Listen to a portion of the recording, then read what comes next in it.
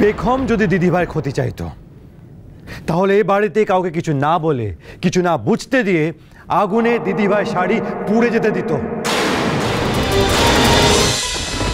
দিদিভাই তোমার কোথাও লাগেনি তো? দিদিভাই তুই ঠিক আছিস তো? শ্রী, শ্রী,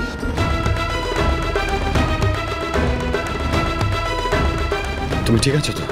হ্যাঁ ঠিক আছে। তোমার কিছু হয়নি তো? না। হ্যাঁ, ইউ অল রাইট?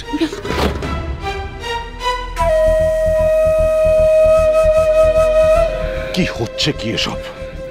আমি তো কিছুই বুঝতে পারছি না।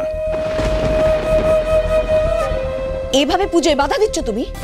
হ্যাঁ, আমার মেয়েটার উপর এত কিসের রাগ তোমার? কি ক্ষতি করেছে ও তোমার? নিজের আসল রূপটা তো সবার সামনে দেখিয়ে দিয়েছ, আটকাতে তো পারলে না। এত হিংসে তোমার মনে? ছি!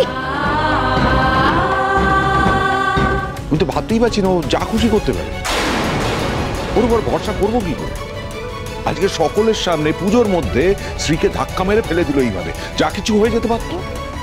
এবার একলা পেলে কি করতে পারে বুঝতে পারছেন?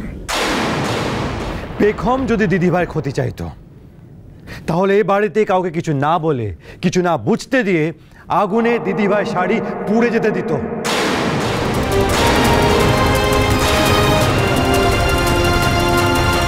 আগুন? আরে কি ভুলভাল বলছিস তুই? বাবা, আবিরকে তো দেখছি বউকে বাঁচাতে যা না তাই বলতে শুরু করে দিয়েছে।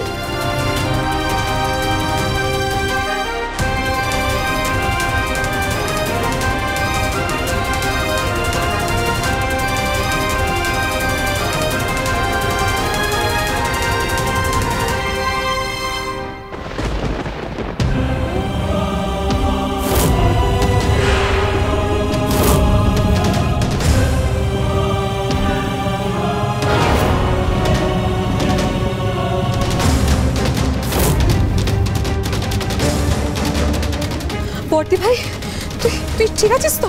চল চল চল, বসবি, চল।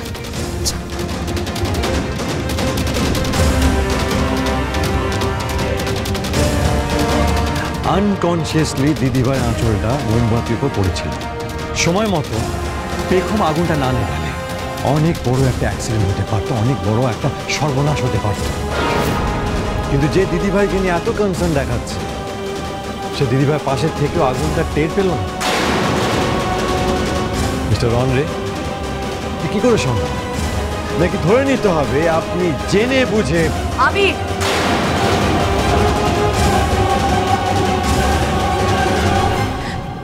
আবির প্লিজ ছেড়ে দাও না।